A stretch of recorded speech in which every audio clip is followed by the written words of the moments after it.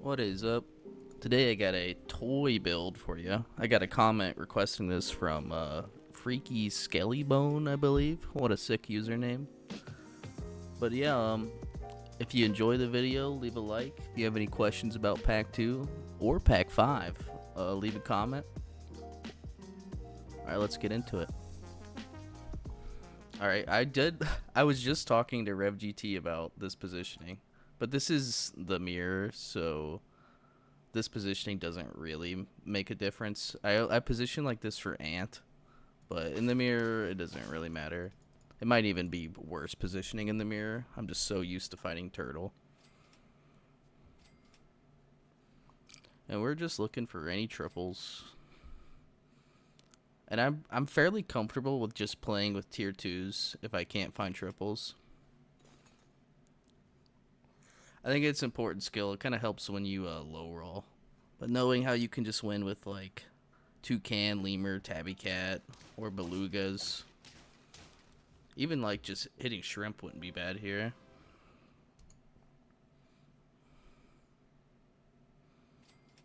Yep, and there's a Lemur and a Mandrill. And I like Mandrill.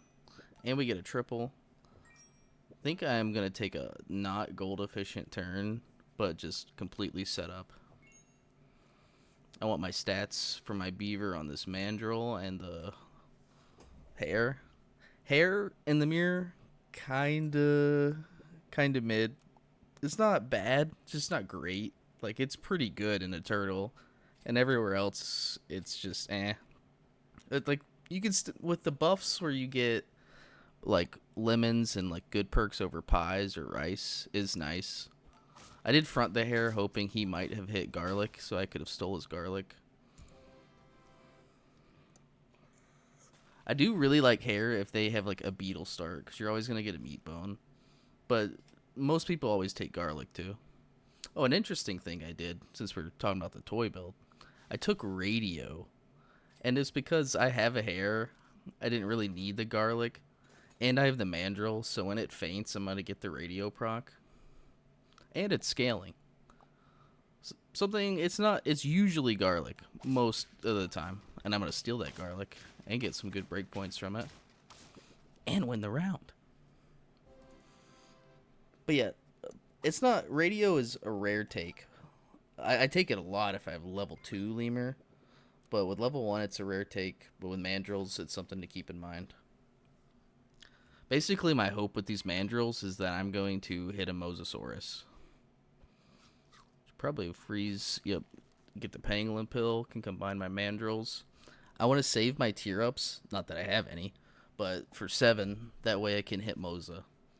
You want to have like 2 tier ups, you hit Mosa, you're in such a good spot.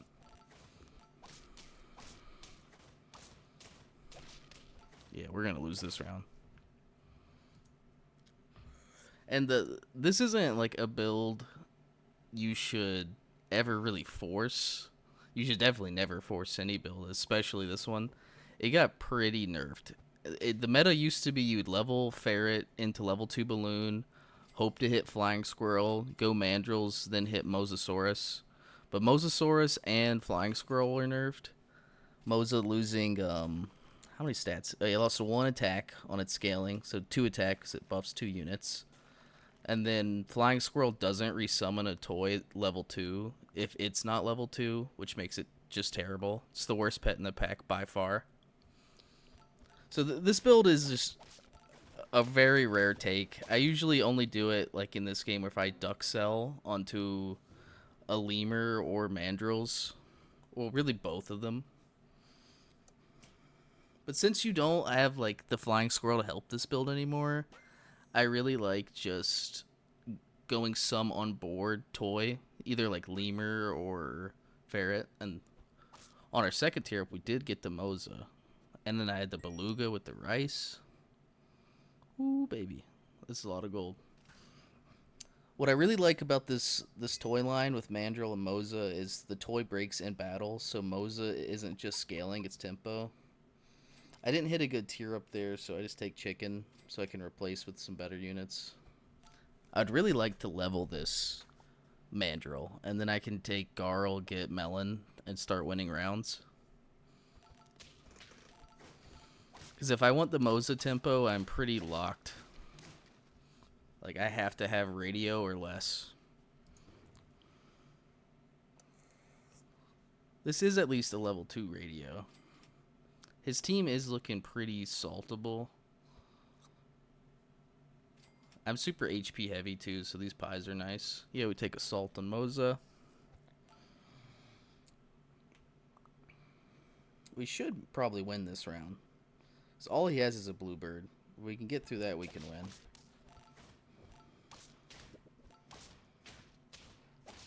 Ooh, we barely got through that. Okay, a second Mosa. Sometimes it is just sell chicken for it. But I wanted to level my Mandrill really bad. I think I'm just going to, yeah, pill the chicken. The 1 gold can. It's a little worse because I don't even get it on the puppy. Not that I really want to keep this puppy. I take toilet paper here because I'm kind of okay with replacing the toy. And I just want to... I want more time in the game. I really could have gone oven mitts. It's just kind of... It plays around Peanut. It plays around like a front lemon. Which is like... I don't know why I took it. And the more I think about it, the less I like it. Okay, now we can level our Mandrill. And we're going to get our Mosa stats in battle.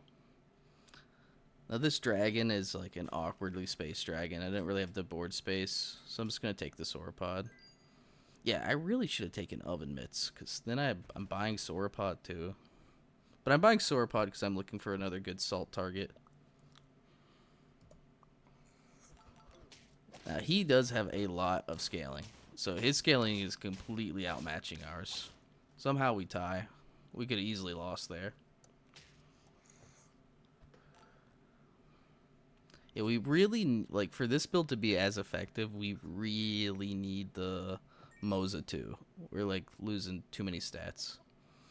So I'm just going to take this balloon just because it procs the Mosa. I'm probably going to take Octo too. It's just such a good unit. And I have a pair of them. Hopefully I can get Octo and then get Melon with, like, a Garl now that I have the level 2 Mandrill. Hair level can be pretty nice. I like limiting the hair too when they have Mantis Shrimp.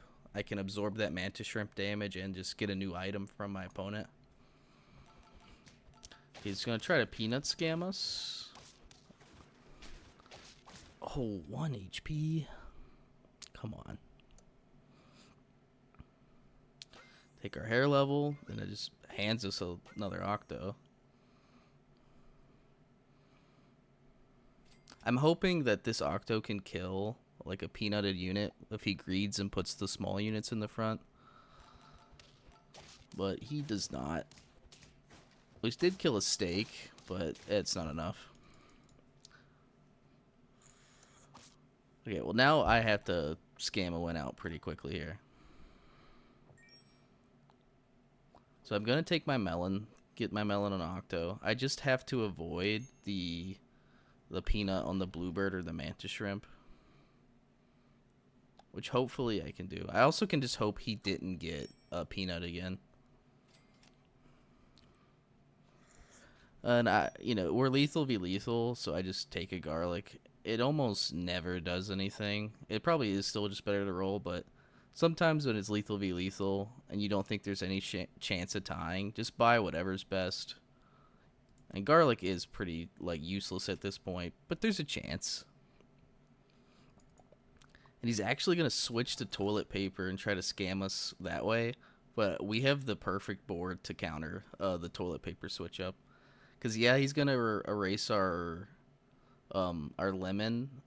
And then these both have before battle stat perks. So it doesn't really do much other than give them weakness. But when this Mandrill dies, he's going to pass a melon. So I'm just going to overwrite the Octo one. So he gives me 3 weaknesses, and I overwrite 2 of them. The only one he left it on was my 8 attack unit. But yeah, I wanted to show you a toy build. Somebody had asked for it. It's kind of a deadline. I mean, if going the Mandrill, and if you hit the Mosa, and then you hit the Mosa levels, it's a lot better. This game wasn't a great toy game just because I didn't hit the Mosa level. But it can still be viable sometimes. It's good to know it. All right. Peace out.